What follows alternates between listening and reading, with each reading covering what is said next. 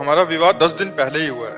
महाराज जी, समाज में व्याप्त पति पत्नी के रिश्तों में कटुता देखकर मेरा मन भी अपने भविष्य के दाम्पत्य जीवन में के प्रति दोनों को चाहिए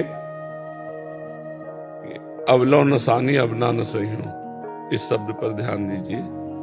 बॉयफ्रेंड गर्लफ्रेंड ये प्राय नए नए बच्चे बना लेते हैं, ना बनाया हो तो भगवान की बड़ी कृपा है, अगर बनाया हो तो एक दूसरे से बताना नहीं।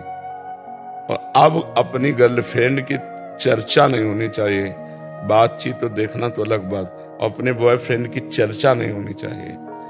नया जीवन समझो ब्याह हो जाने, पीछे जो गलतियां हुई मतलब आप लोगों में ना होंगी, लेकिन जिनमें भी हो वो एक खटास वहीं से पैदा शुरू हो जाएगी। तो हमारे नए जीवन में खटास ना पैदा होने पावे, कटिंग कोई हमारी भावों की ना होने पावे, इसलिए हमको अपनी बात पूर्व जन्म की मानकर उसे छोड़ देना। अब नया जन्म क्या, अपनी पत्नी से अनुराग करे, अपने पति से अनुराग करे और एक दूसरे की घर गृहस्थी की गलतियों को क्षमा करे।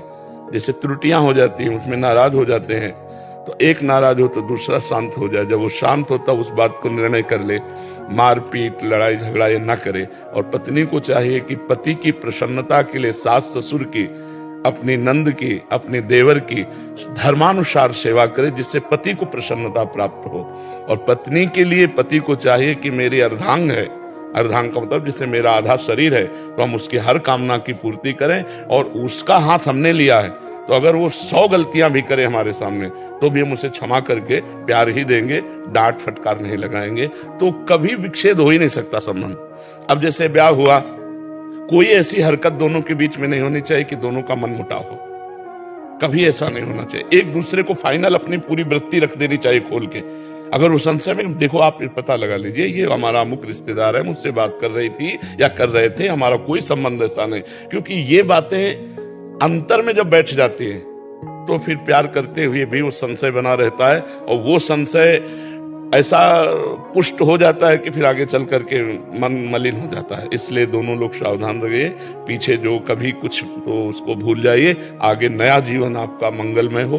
और भगवान का नाम जप कीजिए, थोड़ी देर दोनों मिलकर भगवान की पूजा कीजिए, जिससे भगवान आपके जीवन को मंगलमय रखें।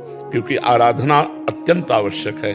जैसे आप पवित्र आचरण करोगे तो आपकी जो संतान होगी वो पवित्र आचरण वाली बनेगी। आप ही नींव हैं, आगे की जो हमारी पीढ़ी है उसकी नींव है। आप नाम जप करते हुए, भगवान का चिंतन करते हुए जीवन व्यतीत करेंगे तो आपकी संतान बलवान, बुद्धिमान, तेजोमय होगी। आप गंदे चिंतन, गंदा आचरण, गंदा व्यवहार, वैसे गंदे व्यवहार वाले बच्चे होंगे।